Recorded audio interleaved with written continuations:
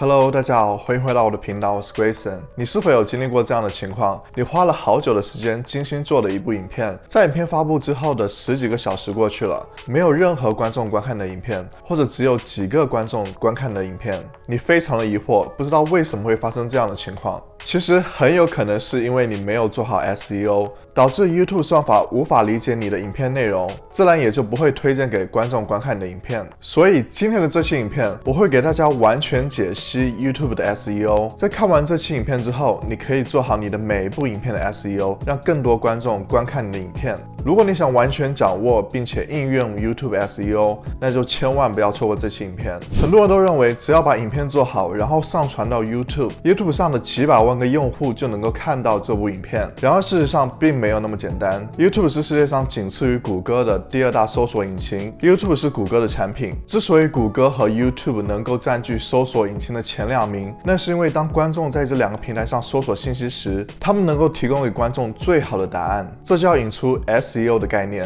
说了这么久 SEO， 可能还有很多观众不知道 SEO 到底是什么。SEO 就是搜索引擎优化。简单来说， YouTube SEO 就是要求你把正确的信息放入影片，这样 YouTube 算法才能够识别你的影片内容，推荐给合适的观众观看。谷歌和 YouTube 很大一部分的收入来源是来自于广告收入，所以他们要确保全世界的人把他们当成搜索信息的第一选择。当人们在谷歌上搜索信息时，每一个出现的结果页面都会植入一些广告，这就是谷歌利用广告来赚钱的方式。对于 YouTube 而言，广告会出现在影片里。当人们在 YouTube 上搜索信息时， YouTube 会提供最佳的影片来满足观众的需求，所以观众在观看影片的同时也会观看这些广告，这就是 YouTube 利用广告来赚钱的方式。你也许有非常棒的内容，但是因为你没有做好 SEO， 导致 YouTube 无法在观众搜索问题时推荐你的影片给观众观看。我们要知道 YouTube 不是人类，它无法通过观看的影片了解你的影片内容，所以你要做的是通过 SEO 帮助 YouTube 更容易了解你的影片内容，了解你的影片关键词。当人们在 YouTube 上搜索相关关键词时， YouTube 就知道你的影片内容能够帮助这些观众解决问题，就会把你的影片推荐给这些观众观看。说到关键词，那就引出了我今天这期影片要讲的第一个点。因为 YouTube SEO 里最重要的就是关键词，它算是整个 SEO 里的基础。关键词是你提供给 YouTube 的词语或短语，从而让 YouTube 能够理解你的影片内容。这可以是简短的短语，例如校园生活，也可以是一个长句子，例如如何在1年之内赚取100万，新手如何学习炒股等等。在决定影片关键词之前，你要去做好影片的关键词调研，你要去看看这些关键词的搜索量和竞争度。如果你打算拍一部减肥的影片，并且想要用减肥作为影片的关键词，作为一个小频道，你可能无法仅仅利用减肥这个关键词来帮助你的影片排名在搜索排名前列。当你在做关键词调研的时候，虽然减肥这个关键词有非常大的搜索量，但是它面对的竞争度也是非常大的。所以即使你把 SEO 做到最好，你可能还是无法让你的影片出现在搜索排名前列，因为有那些大频道的影片已经占据了这些位置，这些影片都已经有几十万的观看，所以 YouTube 更愿意推荐这些影片给观众观看。那么我们作为小频道，是不是意味着我们无法让观众观看到我们的影片了呢？答案肯定是不是的。所以我们要利用长尾关键词，这些长尾关键词要具备不错的搜索量和较低的竞争度，例如懒人减肥方法、如何健康减肥等等。利用这些长尾关键词，你面对的竞争度就会降低，从而更有机会让观众搜索到你的影片。这里给大家说一下我是如何寻找我影片的关键词的。我一般会在 YouTube 上搜索我的影片关键词，然后再配合上 TubeBuddy 这个软件。TubeBuddy 能够非常直观地体现出一个关键词的搜索量和竞争度，并且会根据这些给出一个总体评分。如果大家想了解如何利用 TubeBuddy 来找到最合适的关键词，可以去看看我的这部影片。这里大家要注意一下，我们不是只能用一个关键词，我们可以使用多个和影片内容相关的关键词，从而来最大化的优化我们的影片。但是很重要的一点就是，我们要有一个核心的关键词，这个核心关键词是最能够体现出你影片主旨的，并且这个核心关键词要多次出现在你影片的信息里。这就是关于关键词的基本概念和我们为什么要重视关键词调研。在我们找到影片关键词之后，我们就要正式开始一步一步的优化我们的影片，来告诉 YouTube 算法我们的影片内容。第一步，优化影片。我看到很多新的 YouTuber， 他们经常犯的错误就是他们的标题没有包含任何影片关键词，又或者是他们的标题和影片内容完全没有任何关系。我知道他们想利用一些奇怪的标题来诱导观众点击进入观看他们的影片，但是这更适合于那些有一定粉丝基础的大频道，因为他们的粉丝不管他们会发什么内容，他们都会选择观看。而对于小频道，这个方法大部分情况是行不通的，因为 YouTube 算法无法识别你的影片内容，自然也就不知道该推荐给什么样的观众观看。我们要知道，在 YouTube 看来，观众永远是第一位的，我们作为内容创作者是来服务观众的。如果 YouTube 随便推荐给了一个观众不相关的影片，那么观众就会认为他们在 YouTube 上无法获得他们想要的内容，那么他们就会慢慢的不再使用 YouTube。所以当你准备好了核心关键词，你要把你的核心关键词放到影片的标题里。例如你的核心关键词是如何开个 YouTube 频道2020，那么你就可以把它放入你的标题里，标题的字数限制为100个字。所以我们还可以加入第二关键词和第三关键词，例如7个步骤打造成功的 YouTube 频道2020。虽然你的标题能够最多使用到100个字，但是 YouTube 搜索结果只会提取前70个字，所以你要确保你的核心关键词在前70个字里。下一个步骤就是描述栏，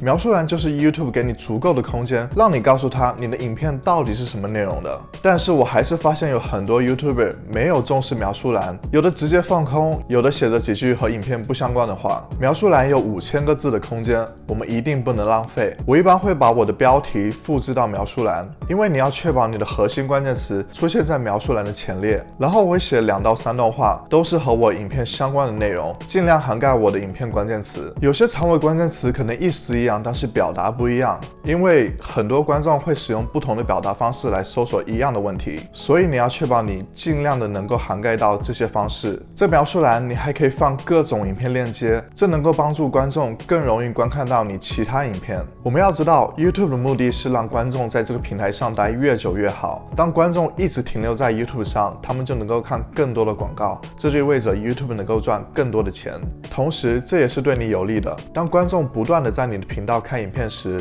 会增加你的影片观看量和观看时长，同时 YouTube 也会注意到观众喜爱你的影片内容，就会推荐给更多的观众观看你的影片。第3步是标签，标签也是非常重要的。虽然有些人认为标签现在越来越不重要了，但是我认为这也是另外一种方法，告诉 YouTube 我们的影片内容，我们的影片关键词。所以你可以把你事先准备的所有和影片相关的关键词都放入标签里，但是我们要注意的是，标签要尽量细化，越精准越好。如果我们都使用那些太泛的标签，像是 Vlog、美妆、健身，那么 YouTube 就会把我们的影片归类到这些大范围里，最终导致你的影片淹没在这些影片里，无法被人发现。所以我们要尽量使用长尾关键词作为我们的标签，把我们的内容细化，从而提高我们的搜索排名。第4步是字幕，字幕里包含你影片里面说的每一个字，就是影片的脚本。这里我想问大家是不是在上传影片的时候都跳过了字幕这一步？请在底下的描述栏告诉我，因为很多人都认为 YouTube 会自动生成字幕，自己干嘛还要再做一次？ YouTube 虽然能够自动生成字幕，但是大家可以去看看那些生成字幕的效果，你会发现很多的错误。YouTube 的 AI 虽然已经非常的强大，但是它始终还是不能够像人一样读懂我们在影片里面说的每一个字。我们前面说了那么多，要让 YouTube 明白我们的影片内容，而字幕就是你影片完完整整一字一句全部都在上面。如果我们能够提供这么完整的资料给 YouTube， 你还会担心 YouTube 明白不了你的影片吗？说到这里，你是不是已经注意到了字幕的重要性？所以大家下次在上传影片的时候，别再跳过字幕这一步，这是一个非常强大的工具，能够让 YouTube 知道你的影片内容，从而提高我们的影片搜索排名，让更多观众观看到我们的影片。第5步是文件名， YouTube 给我们很多方式，让我们能够告诉 YouTube 我们的影片内容，像是之前说的标题、描述栏、标签、字幕。其实文件名也是一种方式，大家在输出影片文件的时候，是不是都随便起一个名字？可能是数字，也可能是随便起了几个字。其实当你上传影片时， YouTube 也会看你的影片文件名。当你随便应付你的影片文件名时，你就错失了再一次告诉 YouTube 你的影片信息的机会。所以通常我会把我影片的标题作为我的影片文件名。这里大家要注意一下，你必须在上传影片之前就改好文件名，你是无法在 YouTube 上更改的。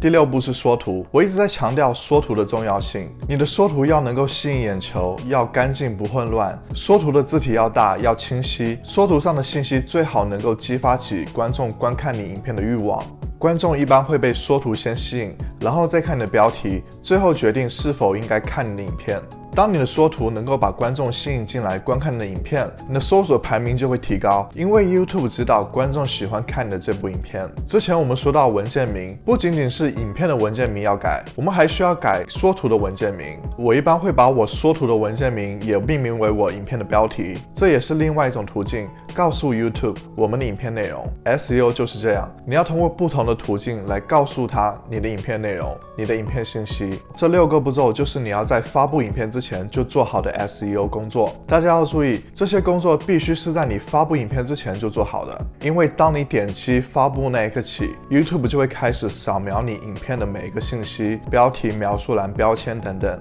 因为 YouTube 要确保它的搜索结果是最好的，所以当有新影片发布时，它就要开始判断这是一部好影片还是差影片。当你在发布影片之前没有做好那6个 SEO 步骤时， YouTube 就无法识别你的影片内容，就会判断这部影片是差影片，就不会推荐给观众，也就自然没有人观看这部影片。所以大家不要认为可以在发布影片之后再做 SEO， 我们必须在发布影片之前就把 SEO 工作做好，不要让我们一切的努力都前功尽弃。影响影片 SEO 的因素有很多，首先第一个就是观众粘度。如果你的影片为10分钟，观众只观看了30秒就离开了你的影片，那么 YouTube 就会认为这不是一部好影片，无法满足观众的需求。在之后观众如果在搜索相关问题时， YouTube 就会选择不推荐你的影片给这些观众。所以大家要尽量保证影片的高质量，传递价值，帮助观众解决问题，尽量让观众观看完大部分的影片内容，同时还要增加影片的互动，例如评论、点赞和订阅。